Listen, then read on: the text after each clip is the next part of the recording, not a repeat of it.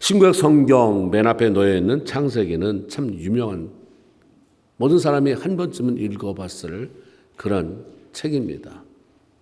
새롭게 성경을 읽어야 되겠다 작심하면 창세기부터 읽으니까 창세기를 완주한 분도 있을 것이고 그렇지 못할 분도 있지만 어쨌든 창세기 최소 1장 2장은 넘어갔을 거다라는 생각이 듭니다. 천지 만물이 어떻게 지어졌는지, 사람을 어떻게 만드셨는지에 대한 이야기들이 자세하게 기록되어 있을 뿐만 아니라 우리가 어떠한 삶을 살아가기 원하시는지에 대한 하나님의 삶의 원리를 들을 수가 있죠. 하나님께서 창조 6번째 날에 인간을 만드시고 그들이 필요한 것을 공급받으며 행복한 삶을 살아갈 수 있도록 에덴 동산이라고 하는 거처를 만들어 주셨습니다.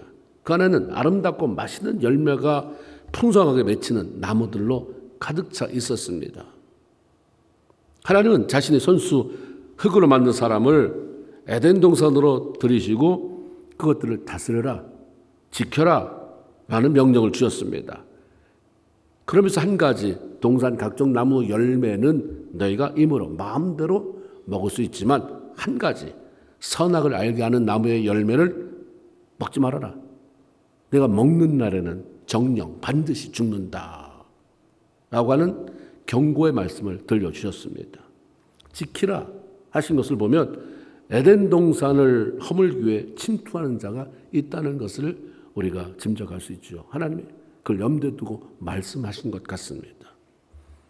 동산 각종 나무의 열매라고 하는 말씀을 통해서 에덴 동산에는 맛있는 열매 맺는 과일 나무가 한두 그루가 아니라 여러 종류가 있었구나. 각종 여러 가지 맛있는 것들. 우리가 과일을 먹을 때마다 참 신기하잖아요. 어떻게 이런 과일을 만드셨을까? 어떻게 이렇게 색깔이 이렇게 아름다울까? 다 사람을 위해서, 저와 여러분을 위해서 하나님 우리를 얼마나 사랑하시고 얼마나 세미하게 배려하시는 분인지 깨달아지면 그 하나님 앞에 굴복하지 않을 수가 없어요. 하나님 너무 좋아요. 어떻게 이런 것까지 세세하게 나를 위해서 그렇게 배려하시고 생각하시고 준비하셨습니까? 라는 고백이 나오게 되죠. 에덴 동산에 수많은 나무가 있었는데 그 가운데 오직 생명나무, 선악을 알게 하는 나무라고 하는 두 종류 나무 이름만 알려주십니다. 그리고 선악을 알게 하는 나무의 실과를 먹으면 내가 죽는다, 반드시 죽는다 말씀하신 반면에 그 뒤에 나오는 생명나무 열매에 대해서는 먹지 말아라 이런 말씀이 없습니다. 그거 다 먹으라는 거죠. 두 가지 이름을 댔어요. 근데 하나는 먹어라, 먹어도 된다. 하나는 먹지 말아라, 먹으면 반드시 죽는다. 딱 먹어서 죽을 열매 같으면 처음부터 만들어 놓지 마시지. 왜 만들어 놓고 이런 무시무시한 경고를 하셨을까? 근데 그 하나님 우려하던 일이 벌어졌잖아요. 하와가 사단의 유혹에 넘어가서 하나님께서 먹지 말라고 한 선악을 알게 하는 나무의 열매를 따먹고 그 남편에게도 준 것입니다. 그런데 그들이 그 자리에서 즉사하는 일이 벌어지지 않았어요. 하나님이 죽는다고 했는데 죽는다고 하는 게 이게 아니었구나. 왜 안 죽었거든요. 즉사, 먹자마자 즉사했다. 이런 얘기 없습니다. 단 내면에 엄청난 지각 변동이 일어났어요. 그것도 부정적으로, 나쁘게. 하나님이 금하신 열매를 따먹으면 지혜로워지거나 선악을 알게 되어서 뭔가 엄청난 일들이 생길 줄 알았잖아요. 풍성해지고 더 멋진 일들이 생길 줄 알았는데 오히려 그 반대의 일이 생겼습니다. 하나님과의 관계가 깨졌어요. 동산 숲에 거니시던 하나님, 그 사람들하고 같이 거니는 걸 좋아하신 거죠. 그때부터 하나님이 산책을 좋아하셨나 봐요. 산책하는 거 좋은 것 같아요. 하나님이 숲을 거느셨어요. 아담과 하와와 더불어서. 그런데 숨어버리는 일이 생기잖아요. 하나님과의 관계가 깨져서 교제하는 게 멈췄습니다. 이어서 두려움과 수치심이 생겼습니다. 하나님이 아담을 찾았을 때에 내가 벗었으므로 두려워하여 숨었습니다. 그 바로 전에는 창세기 2장 28절에 보면 들이 벗었으나 부끄러워하지 아니했다. 수치가 뭔지를 몰라고 살았거든요. 그걸 따먹는 순간부터 수치라는 걸 알게 됐어요. 다 먹고 살아도 문제될 거 없었는데 이제 상대방을 보는 시각이 달라진 거죠. 얼럭골라리가 된 거예요. 남을 놀리니까 나도 당당하지 않은 거죠. 서로 수치스러움이 들어왔어요. 비난이 들어왔어요. 정죄가 들어왔어요. 망하는 곳은 항상 이게 들어와요. 비난이 들어오고 정죄가. 그 집안이 잘 되는 데는 비난 정죄 없어요. 남편이 아내를 비난하거나 아내가 남편을 비난하지 않습니다. 잘 되는 교회는 비난하지 않아요. 그걸 깨트리는 역사이기 때문에. 그런데 여기에 첫사람이에요. 하나님이 야심작으로 만든 아담과 하와 사이에서 벌써 범죄, 정죄, 비난 이런 죄가 들어옵니다. 하나님이 묻잖아요. 누가 너한테 이거 먹으라고 했느냐. 아담이 창세기 2장 12절에 이렇게 말해요. 죄송합니다 하나님. 그 순간 깜빡 내가 하나님 말씀하신 걸 잊어버리고 먹었습니다가 아니라 하나님께서 주셔서 나와 함께 하신 그 여자 그가 나무 실과를 내게 줌으로 먹었습니다. 두 사람이 그냥 같이 세트로 오죠. 하나님이 비난의 대상이 됐어요. 하나님이 이 여자 내가 언제 달라고 했습니까? 하나님이 나를 보고 주셔서 돕는 배필이라고 하신 그 여자가 하나님이 일단 잘못했어요. 하나님이 만들어놨으니까 네 잘못이다. 당신 잘못이다. 두 번째 그 여자 때문에 내가 먹게 됐습니다. 내 잘못은 하나도 없다는 거죠. 다 보면 누굴 비난하고 정죄하는 사람은 나는 잘하는데 내가 틀렸어? 내가 틀린 짓 해? 내가 경우에 안 맞는 짓을 해? 근데 그게 죽여. 나는 잘못한 게 하나도 없습니다. 근데 아담이 얘기했잖아요. 창세기 2장 23절에 여자를 만들어 왔을 때 하나님 앞에 뭐라고 말했어요? So beautiful해요. 그러면서 내 뼈 중에 뼈요, 내 살 중에 살입니다. 얼마나 감동했어요. 그게 사라졌어요. 비난이 들어오니까 감동이 사라져요. 비난하면 그 안에 은혜가 남아있을 수가 없어요. 그 교회가 비난으로 꽉 차 있으면 은혜가 안 머물러요. 아무리 기도하는 사람이 많아도 은혜는 성하지 않습니다. 아무리 옛날에 은혜를 많이 받은 기적을 체험했다고 할지라도 그 사람이 원망, 불평, 비난이 그 안에 있으면 은혜가 워킹이 안 되니까 죽을 맛인 거예요. 옛날에 받아본 은혜는 있으니까 교회는 떠날 수 없고 가자니 너무 이게 많으니까 그러니까 살아날 수가 없는 것입니다. 사라졌어요. 그 기쁨. 하나님이 주신 에덴 동산을 바라보면서 그 감격했던 그 감격. 홀로 외로웠는데 여자를 만들어 주셔서 아내 삼게 하신 그 감격 싹 사라졌어요. 싸늘하게 식어버렸습니다. 하나님이 주신 그대로 살아갈 때는 모든 것이 다 수용됐잖아요. 문제될 것이 아무것도 없었습니다. 그래서 따먹지 말라는 하나님 말씀에 불순종함으로 선악을 알게 하는 나무의 열매를 먹고 난 후부터 하나님과 단절되는 영적 죽음을 경험하게 되었고 선악의 기준을 가지고 너 틀렸어. 너 어때? 남을 판단하고 비난함으로 서로를 죽고 죽이는 그런 일들이 이제 생겨나기 시작합니다.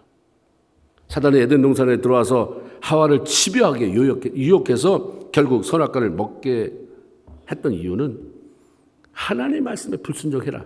그래서 그분하고 관계를 내가 그 꼴 못 본다. 하나님이 하시는 선한 일, 하나님이 하시는 일 가운데 너희가 그 하나님과 알콩달콩 지내는 일 못 본다. 깨트려라 했던 것이고 하나님의 형상을 닮은 인간 내면에 자기 형상을 비집고 들어가서 새겨 놓으려고 한 거죠. 마귀 사탄의 흉한 모습을 집어넣으면 나 닮은 네가 조금이라도 내 모습을 품고 있는 네가 내가 좋아하는 일을 할 거 아니냐.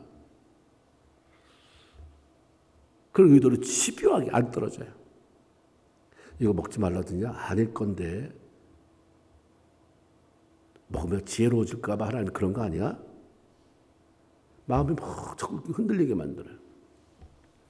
하나님 바로 이런 것을 지켜내라고 하셨는데 사람들이 실패했습니다.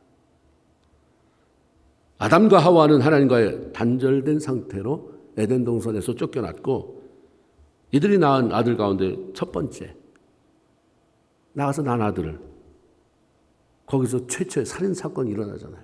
하나님이 직접 만들었어요. 그 다음 세대 10대 후에 20대 후에 20대 후손이 거기서 살인사건이 그래서 일어났대 하면 그동안 변질됐나 보다 할 텐데 아담 다음에 아들 가인이 아벨을 죽였대. 급속도로 이런 일이 벌어지게 됐습니다. 선악을 알게 하는 나무의 열매가 어떻게 생긴 것인지, 맛은 어떤 것인지 구체적으로 알 수 없지만 하나님께서 이것을 먹지 말라고 하시는 것은 이것을 먹으면 이 땅에서 우리의 삶이 황폐해지고 망하게 될 것이기 때문, 그것을 아셨기 때문이죠. 생명나무, 선악을 알게 하는 나무에 어떤 삶을 살아가야 하는 건지에 대한 그 삶의 원리가 들어있는 것입니다. 그래서 알려주기 위해서 두 가지. 많은 나무 다 이건 배나무다 사과나무다 이거 안 알려주시고 두 나무, 생명나무, 생명을 살리는 원리로 살아가는 그런 삶이 있고, 하나는 선악을 알게 하는 나무의 열매처럼 너 틀렸어, 맞았어, 너 잘했어, 틀렸어, 이 기준으로 살아가는 게 있는데 하나님은 그렇게 살지 말라고 하는 거죠. 선악으로 살지 말고 생명을 살리는 법칙으로 살아라. 선악에 근거한 삶을 살면 사람을 죽여요. 생명나무에 근거한 삶을 살아서 사람을 살려내라 하는 거죠. 하나님의 말씀에 불순종하고 관계를 깨뜨리는 사람들은 선악에 기초한 삶에 관심이 많아요. 그 소문에 관심도 많아요. 쟤 틀렸대, 이랬대, 저 사람이 이랬대, 누가 바람났대. 예수 믿는 사람도 그렇잖아요. 누가 이랬대. 선악, 틀렸잖아. 어떻게 유부녀가 그럴 수 있어? 어떻게 예수 믿는 사람이 그럴 수 있어? 이런 데는 관심이 많은데 듣자마자 불쌍히 여겨서 어떻게 살릴 것인가? 저 사람이 어떻게 살아나갈까? 어떻게 저 사람이 용기를 얻게 할까? 이거에 대한 관심 있는 사람이 별로 없다 이 말입니다. 여러분 소문을 들을 때 그 소문을 어떻게 처리하십니까? 근질근질해서 가만히 가지고 있을 수가 없어요. 전하죠. 사람 모아놓고 전해요. 틈만 나면 전해요. 그렇게 복음을 전해야 되는데 그건 못해요. 생명을 살리는 일은 못하게 돼 있어요. 생명 죽이는, 선악의 열매를 죽이는 그런 일들은 얼마나 잘하는지. 사탄의 위력이 이렇게 강하다는 거예요. 하나님의 말씀에 불순종하고 관계를 깨뜨리는 아담과 하와 그 후손들, 이런 문제가 생겼습니다.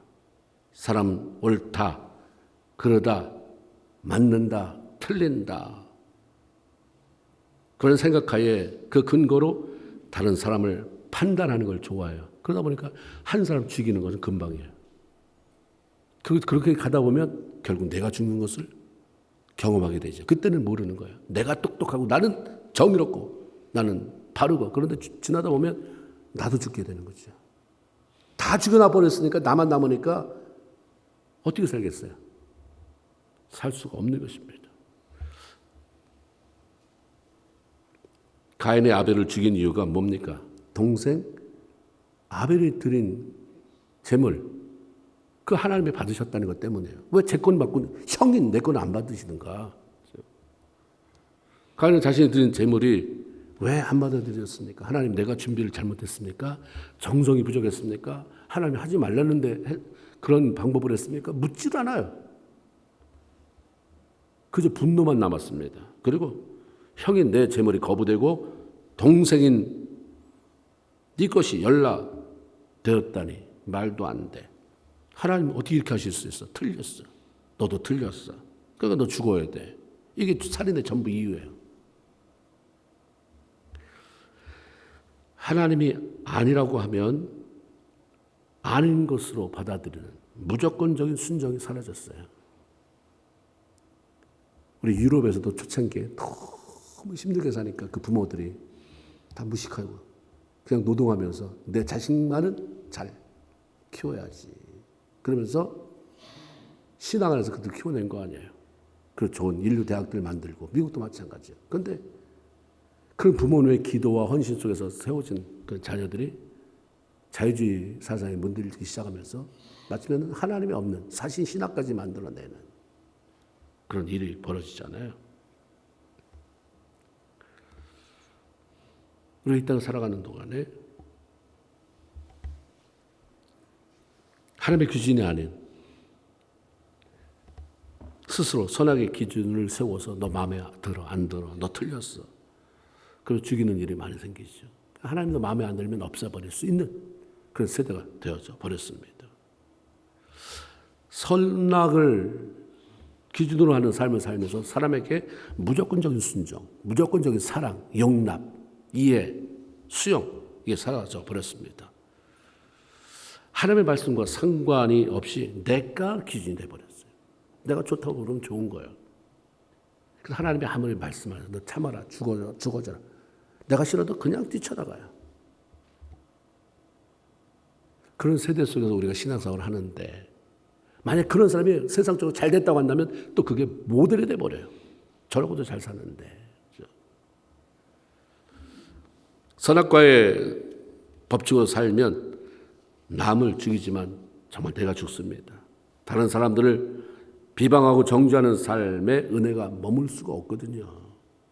창세기 3장 22절에 하나님이 그런 한탄을 하셨어요.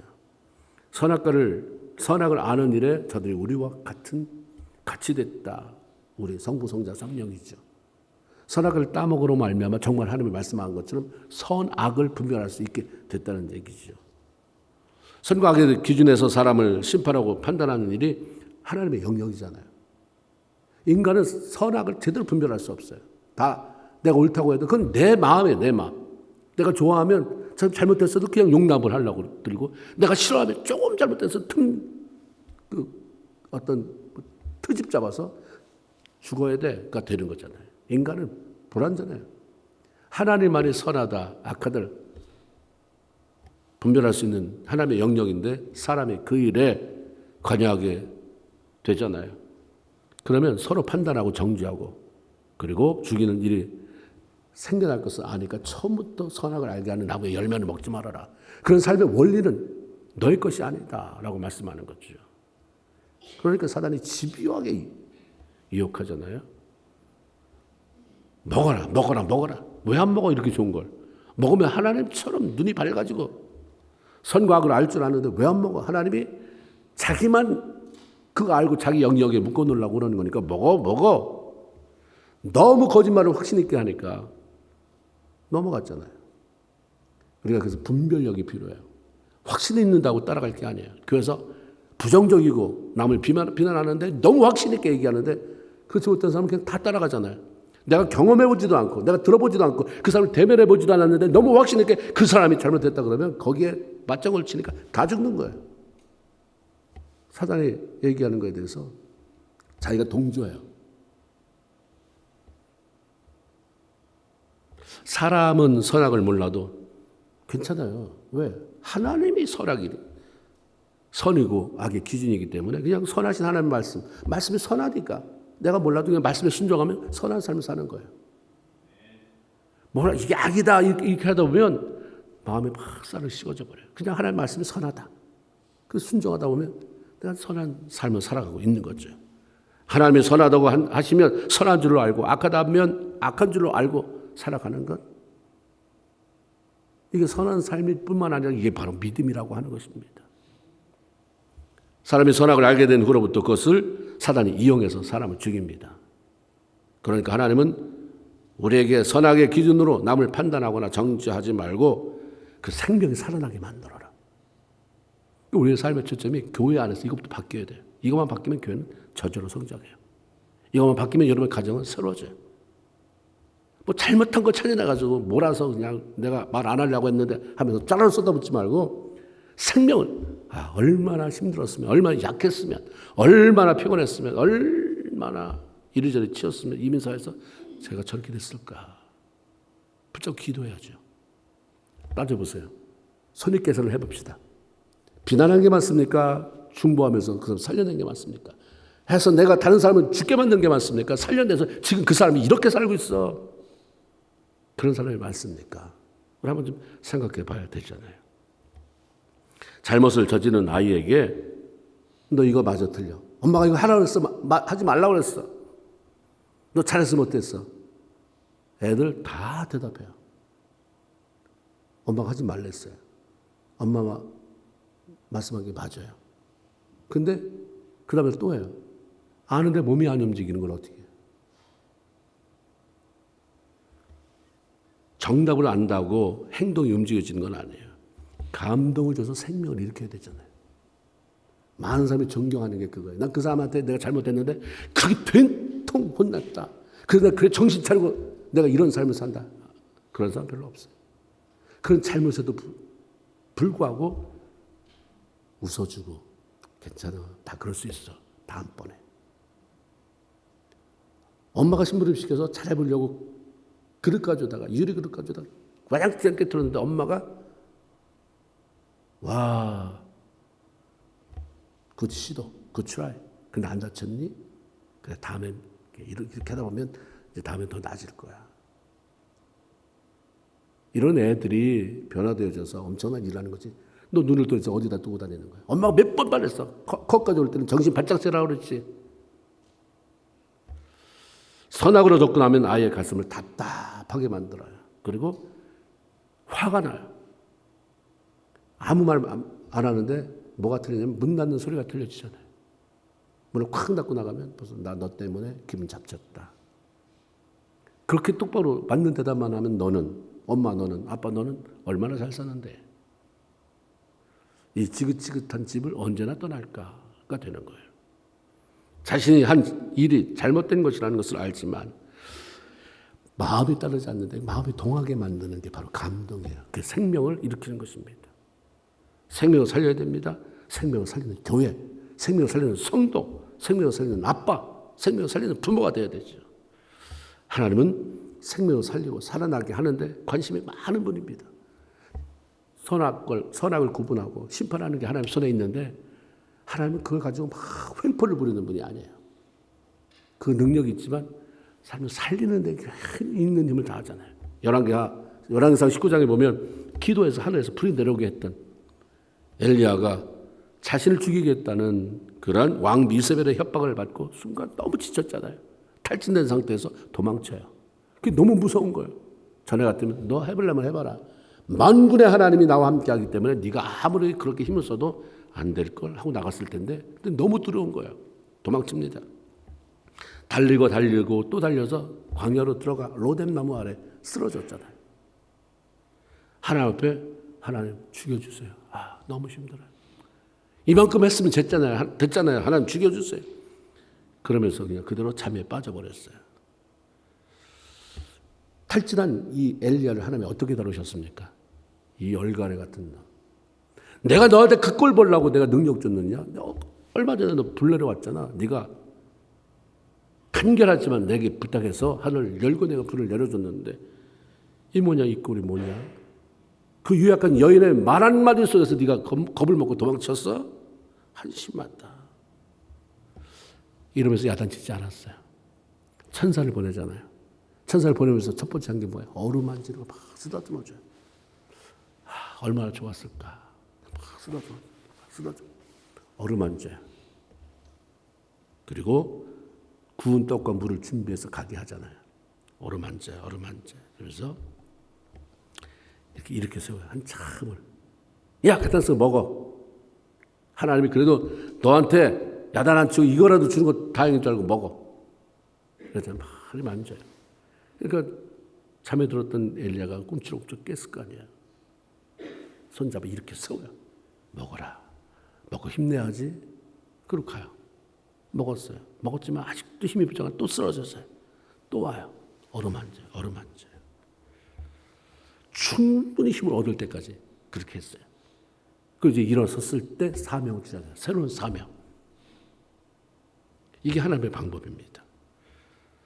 하나님은 우리가 연약해 쓰러질 때 못난 놈이라고 정죄하지 아니하고 우선 우리를 일으키고 살리시는 분입니다. 생명을 살리는 것을 우선으로 해요. 그래서 너도 그렇게 해라. 네 자녀한테 그렇게 해라. 잘못해서 걔가 답답하니 네가 답답하니까 화내는 거 아니야. 네가 실망스러우니까. 네가 뭔가 보상받으려고 하니까 그렇게 애를 다구치는 거 아니야. 그건 놔둬. 애부터 살려. 교회에서 너 오래 예수 믿고 보니까 젊은 사람 마음에 안 들지. 신앙생활 별로 하는 사람 마음에 안 들지. 그러니까 네가 그렇게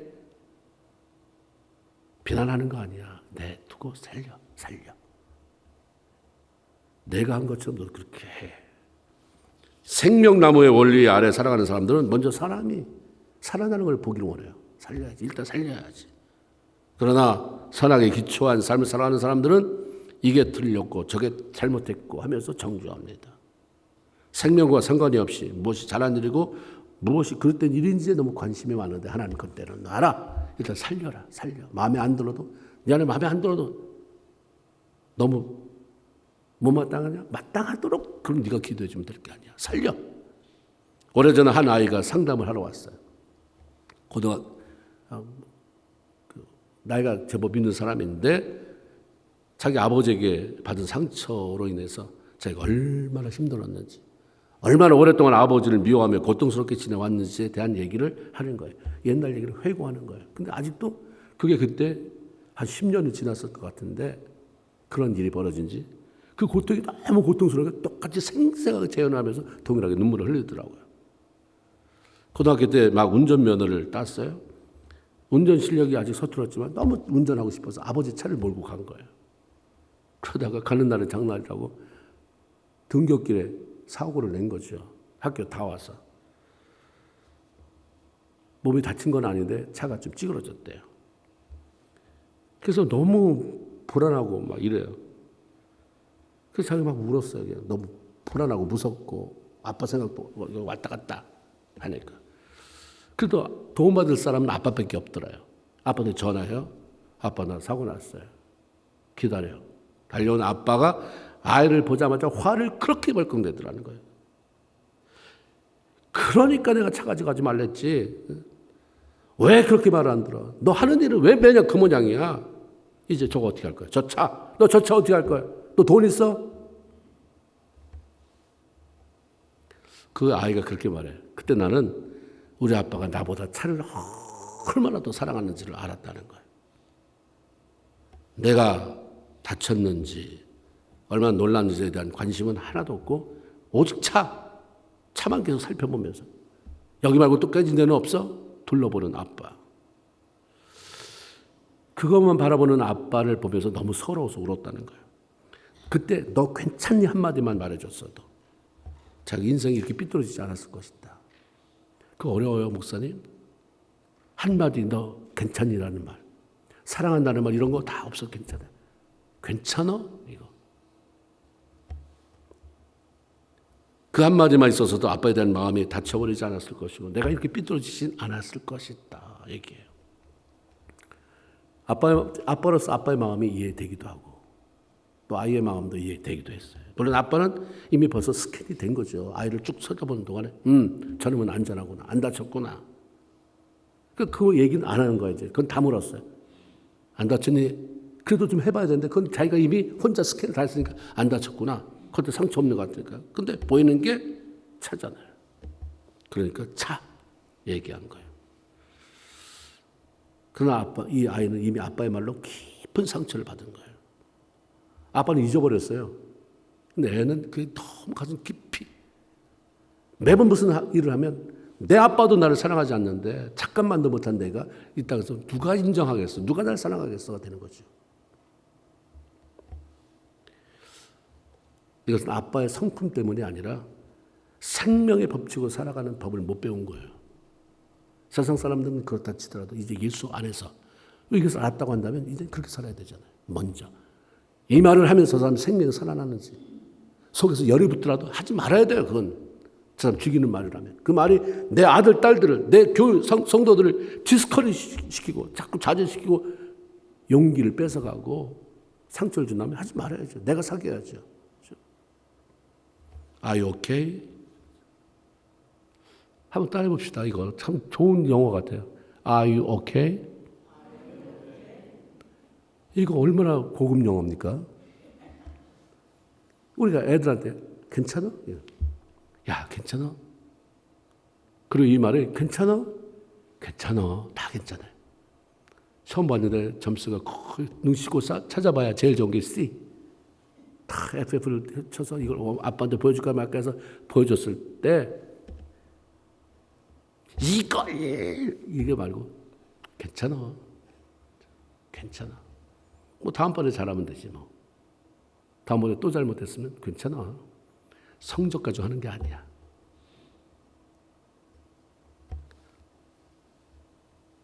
Are you okay? 안 다쳐서 다행이다. 차는 고치면 되지 뭐. 아빠가 열심히 일해서 돈 벌면 돼. 라고 한마디만 해줬더라도 이 아이는 굉장한 건강한 자아상을 갖게 됐을 것이고 내 편이 되어준 아빠 때문에 당차게 살아갔을 거예요. 하나님의 자녀들에게 처음부터 주어진 명령은 생명을 살려라, 이거예요. 교회가 이거 회개해야 돼요. 여러분 회개해야 돼요. 생명을 죽이지 않습니까? 함께 살라고 하는 거잖아요. 우리가 죽이면 안 됩니다. 죽이지 말아야 돼요. 이 땅에 오신 예수님께서도 하신 사역이 사람을 살리는 일이었습니다. 요한복음 10장 10절에 도적이 오는 것은 사탄입니다. 그렇죠? 죽이고 도둑질하고 죽이고 멸망시키는 것뿐이 없다. 그러나 내가 온 것은 양으로 생명을 얻게 하고 더 풍성히 얻게 하려는 것이다. 죄로 인해 영원히 죽을 수밖에 없는 죄인을 구원하셔서 영적인 생명을 얻고 영원한 천국을 소망하며 살게 만드신 것 확신합니다. 그러나 현실적인 삶에서도 우리로 죽은 자처럼 살지 않고 서로 죽이며 살지 않고 생명으로 풍성한 삶을 살게 만들려고 오셨다 하는 말씀입니다. 요한복음 8장에 보면 현장에서 가난받아 걸린 여자가 있어요. 이 여인을 예수 앞에 끌고 온 사람들, 바리새인과 서기관들이었습니다. 스스로 그 사회에서 내가 하나님 제일 잘 믿는다라고 자부하던 종교 지도자들이었습니다. 누가 고발했는지 이 사람들이 그 여자를 데리고 왔어요. 그들은 예수님께 예수 선생이요, 모세는 율법에 이렇게 가나마다 걸린 여자를 돌로 쳐 죽이라고 했는데 당신은 어떻게 생각하십니까? 물어요. 죽일까요? 어떻게 할까요? 그 말 속에는 곤경에 빠진 여자를 돕기 위한 그 감정이 하나도 없어요. 그 여자는 이미 죽어야 되는 여자예요. 그런데 이걸 미끼로 던져서 예수도 죽이자가 된 거죠. 둘 다 죽여야 되는 그런 마음을 가져온 거지 뭘 살려보겠다는 마음이 없어요. 누가 그렇게 오랫동안 하나님 믿었다는 종교 지도자들이에요. 만일 예수께서 돌로 치라, 돌로 쳐야지, 우리 하나님 말씀이 율법에 그렇게 되어 있으니까 라고 말하면 무슨 하나님의 아들 메시아라고 자청하는 자가 저렇게 사랑이 없냐라는 구실이 붙을 것이고, 치지 말라라고 말하면 율법을 어기는 자라 하면서 죄인 취급받고 고발당했을 것입니다. 그런데 우리가 그걸 읽어보면 예수님은 어떻게 대답을 잘해서 저놈들의 괴계에 말려들지 않을까, 어떻게 대답을 잘해서 종교인들의 올무에 걸리지 않고 넘어갈 것인가를 고민하지 않았어요. 그런 거 하나도 고민하지 않았어요. 처음부터 어떻게 해야, 이 상황에서 내가 무슨 말을 해야, 어떤 행동을 취해야 두려움과 수치심과 절망감에 가득 차 있는 이 여인을 살려서 당당하게 살아갈 수 있도록 그 길을 열어줄 수 있을까가 고민이었어요. 그게 관심이었습니다. 몸을 굽혀서 손가락으로 뭘 쓰셨어요. 무슨 내용인지는 몰라요. 시간 벌려고 그냥 그렇게 하셨는지 아무도 몰라요. 그러고 나서 너희 중에 죄 없다고 생각하는 놈이 있으면 나와서 먼저 쳐. 그리고 뜸을 들이죠. 사람들이 양심의 가책을 느끼면서 하나 둘 떠나기 시작합니다. 그러다 보니까 어느덧 다 나갔어요. 없어졌어요. 서기관 바리새인들 뻘쭘히 서 있을 수 있겠어요? 자기들도 양심에 가책되는 일이 있겠죠.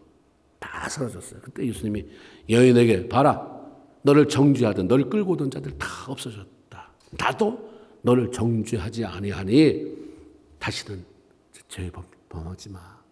다시 나쁜 짓 하면서 이런 수치스러운 일 또 당하지 말아라 라고 말씀합니다.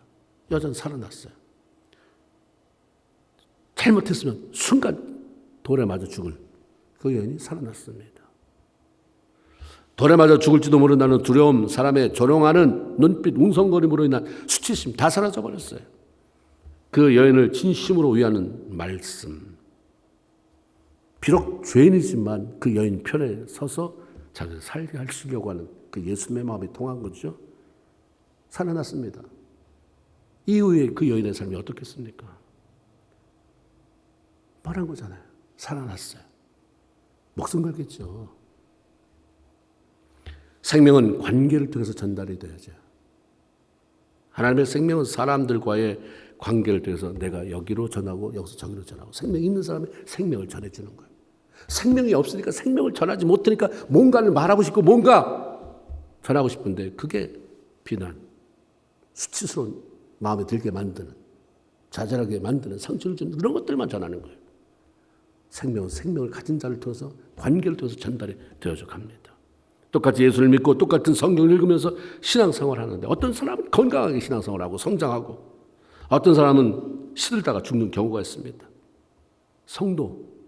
근데 이거 교회도 동일하게 적용이 돼요. 같은 하나님을 믿는데 어떤 교회는 생명력으로 충만합니다. 어떤 교회는 그렇게 싸우고 분열하고 죽어가요. 기도만 한다고 살아나지 않습니다. 기도만 한다고 교회가 성장하지는 않아요. 기도해야 되는데 기도를 많이 해야 되는 건 사실이지만 생명의 원리를 가지고 사람을 살리는 그런 말, 그런 행동을 하는 사람이 없으면 그 교회는 죽어가요. 기도를 많이 하고 나서 너 나만큼 기도해 하고서 말로 다 정죄. 너 왜 그래? 왜 그래? 왜 그 따위야? 기도 많이 한다는 사람이 은혜가 되고 가까이 가고 싶은 게 아니라 멀려. 무서워. 가까이 가고 싶지 않아. 가까이 사람이 사람을 가까이 하지 않고 싶은 생각이 없는 공동체가 무슨 성장을 바라겠어요?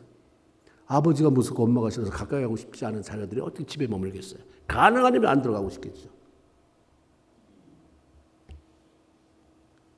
기도는 많이 하는데 말이 부정적이고 다른 사람을 정죄하고 비판 난무하면 그것이 사람을 죽이게 되잖아요. 그런데 어떻게 성장해요? 성장할 수가 없습니다. 기도해서 우리가 응답받는 것 목적이지만 기도하면서 변화가 돼야 돼요. 내 생각이 변화돼야 되고 말이 변화돼야 돼요. 생명을 살리는 생각. 너무 선악으로 분명해서 이건 틀렸고 전 안 되고 그 분리해버리면 죽어요. 신앙생활을 오래 하고 그 교회를 위해서 기도 많이 하지만 생명을 살리는 원리로 사람들과의 관계를 맺지 못하면 그런 사람들 때문에 오히려 관계가 불편해지고 어려워지고 죽게 되는 수가 생깁니다. 우리 한번 생각 좀 해봐야 돼요. 내가 하는 행동, 말이 사람을 살리나? 내가 하는 행동이나 말이 내 자녀를 살리는가? 그렇게 애를 사랑한다고 말하면서 나중에 엄마가 너한테 안 해준 게 뭐 있는데 너 지금 와서 그렇게 말해서 섭섭하다. 그럼 걔가 입을 열어서 엄마가 말로 나를 얼마나 죽였는데 얼마나 많이 그때 나 집어 던져버리고 싶어서 그 옷, 그거 나 죽여놓고 내가 시무룩하고 좌절했으면 뭐 사다 주고 난 죽고 싶었어. 내가 하는 행동이나 말이 얼마나 자녀에게 선한 영향력을 끼쳐서 그걸 살렸나.